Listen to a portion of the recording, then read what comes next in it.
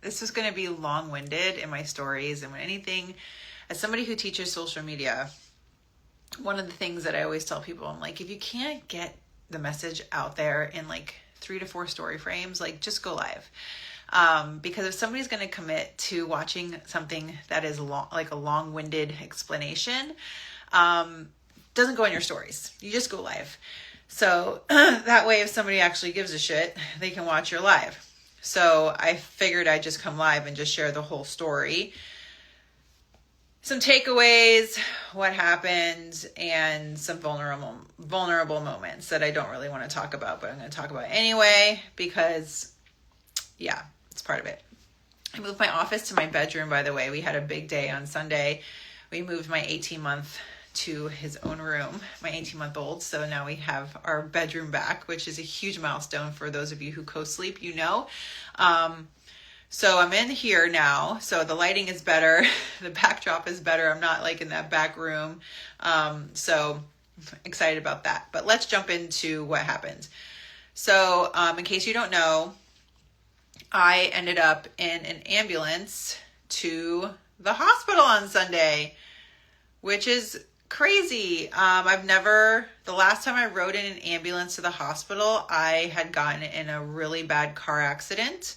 It was when I lived in Miami when I was a teenager. I got in a really bad car accident and I had glass embedded in like half my face. I had stitches all in my face and it was really bad. I almost died. So kind of weird being in an ambulance for something that when I was riding to the hospital didn't feel like that big of it. Why is this happening? But if I didn't I wouldn't have been in an ambulance. But, okay, so let me just backtrack. I'm kind of rambling. Let me start from the beginning. So I was sitting on the couch watching a movie. Of course my phone is going to die. What the heck? I need to plug in my phone. Crap. I was sitting on the couch watching a movie with the kids. It was a really good weekend too. I spent all weekend. I should have charged my phone. I'm going to have to go quickly then. I spent all weekend outside. It was a beautiful weekend. I did day camp with my daughter on Saturday. Sunday was another great day. We got a lot done around the house and we were just unwinding on the couch. I was sitting on the couch watching a movie with my kids and I was knitting. And it's like my perfect evening, right? All my kids cuddled up, knitting, relaxing. And then all of a sudden I started to get dizzy and things were just not feeling right. And then I was like, oh, it's nothing. And I just kept knitting. And then all of a sudden, I was like, babe, I don't feel, something feels off. And I stood up and I was standing there. And then all of a sudden I felt I started feeling it all through my body. I don't even know if I should be sharing about this because I'm probably going to make it worse.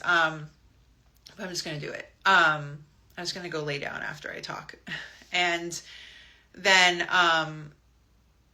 I got so when I had my second baby, I hemorrhaged really bad. And after you go through birth, one of the things they make you do before you are moved to the recovery suite is you have to be able to walk to the bathroom and go pee and come back without passing out. So the first and only time I've ever passed out was after I hemorrhaged with my second and I had to do the walk to the bathroom.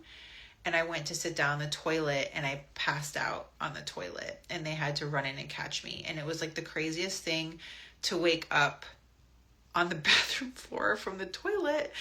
This is why giving birth is the most humbling experience. It really makes you realize how vulnerable you are.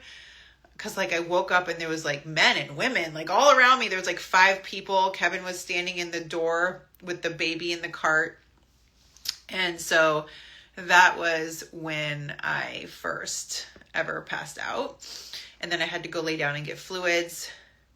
And I always get these like doom and gloom thoughts, like, oh, you know, like, I don't know. It was really bad. But that was the first time I passed out. Obviously I'm okay. But,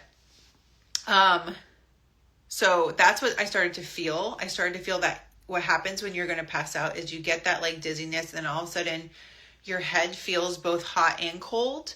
And so then I sat down on the floor, and then we got the little like oxygen thing to put on my finger.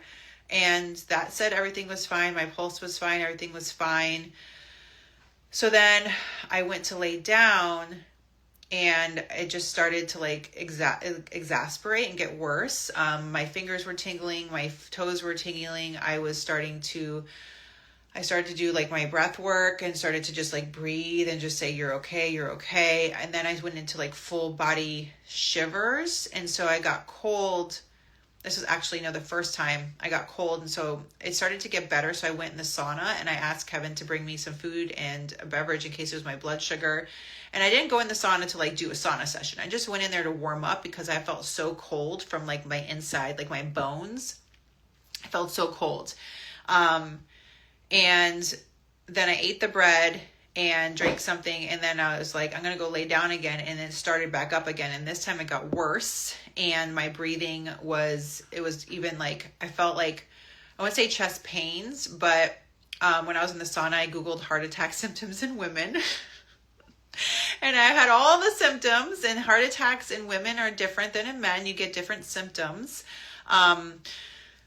So I had all the symptoms, and so I went and laid down, and I was just like breathing, and I was like, you're okay. And I started to flare up again. And this time I became like physically uncomfortable. Like I was like rubbing my feet together, like really like, like to like handle the uncomfortability of it.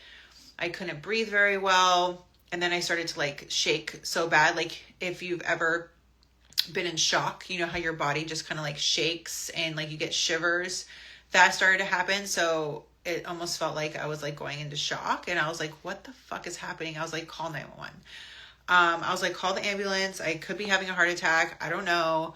And of course, like as like a hyper independence person who like has a lot of not so great trauma responses when it comes to going, like I could have like when I got pneumonia, when I was pregnant, when I was in Texas, I almost died on that bed because I did not want to ask for help. I was in so much pain that I texted my friend, an ER nurse, and she came and she offered to take me to the hospital. And this happened when the paramedics, I'm going to cry. This happened when the paramedics told me to go to the hospital. I started to cry because it is so hard for me to ask for help. Like when I was pregnant and she said, do you want to go to the ER? I felt so bad because she was there for an event. She was there for herself, and I felt so bad asking her to help me and helping her to go with me. Even though I was like pregnant and like had pneumonia, it was like in physical pain. It felt like somebody was stabbing me. And so this is a very similar situation where the paramedics were like, you should go, you should go, you should go.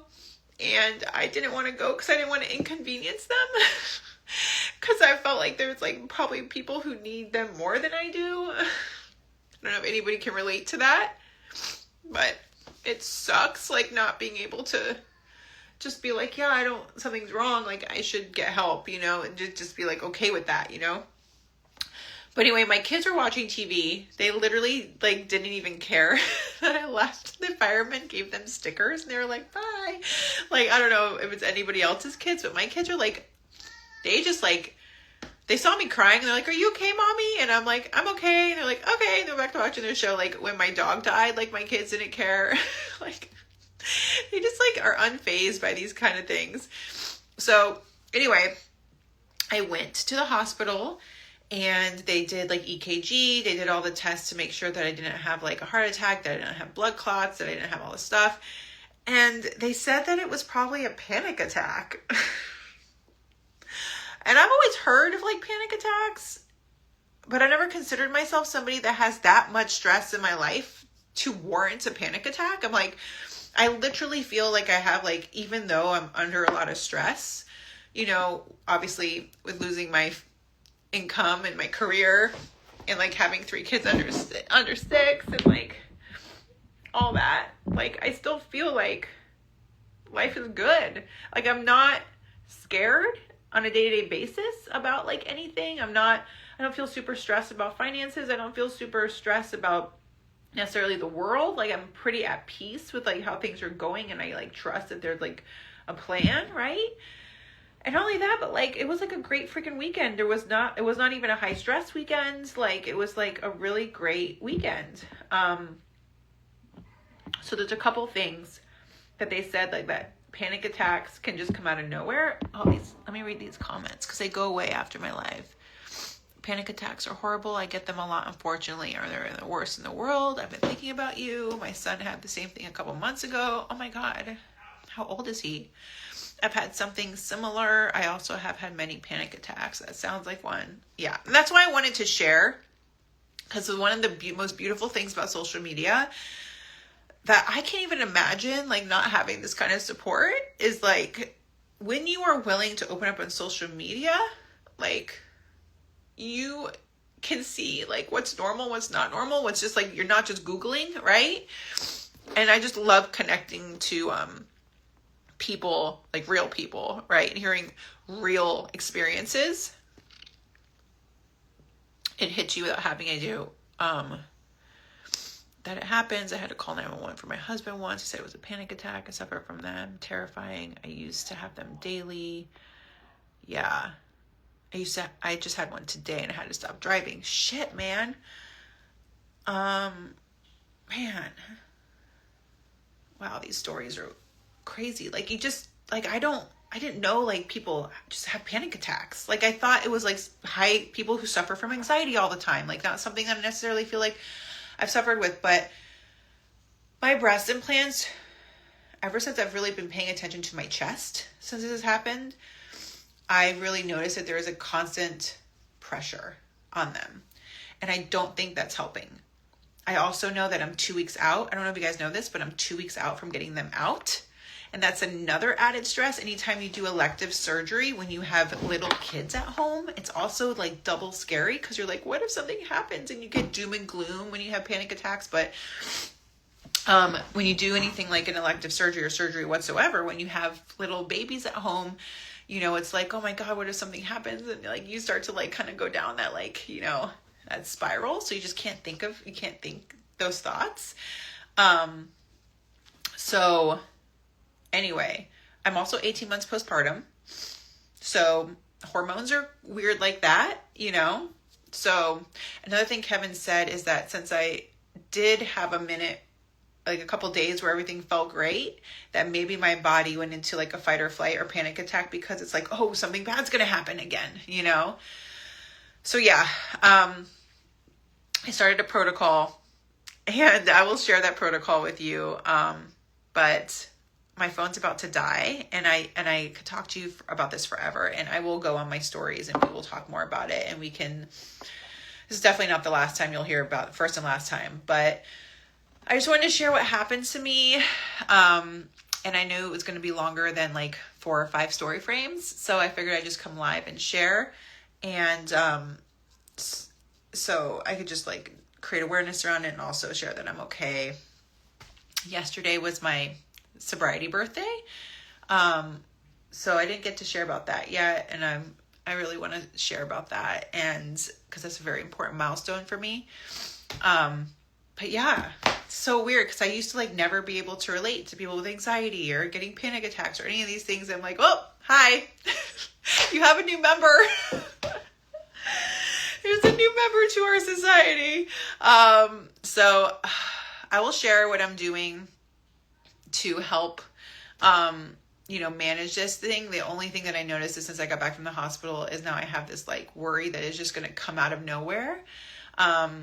And like hijack my day, which is weird and annoying. And it's like, I don't know. It's just a very strange thing to now realize that like can just happen, that your body can literally just, your nervous system can just hijack you when you're literally just chilling on the couch doing nothing. And so then I'm like, what if I'm driving? And like somebody shared they were driving, they got one. I'm like, oh, fucking awesome. Thanks for sharing. That can happen there too. So Anyway, I'm going to end the recording now. So if you missed what happened, it'll be up on my feed and you can go watch it. I'll share my stories. And I just wanted to say thank you so much for all the messages and that you guys, no, I'm not going to believe that I'm going to keep getting them. No, I'm going to work on it. Okay. But these are all just normal, really normal thoughts after you go through something for the first time, right? But I'm just grateful. It's not a heart attack, I'm really like grateful and gonna, go get in my workout because I didn't work out for 2 days and I think that was part of it. I really need the outlet. I really need it. So I'm gonna go do that. And thank you so much for all the support and reaching out. And I know you guys were watching because my stories were crazy. I was like, wow, people really care. And it really meant a lot. And I will keep you updated, I promise.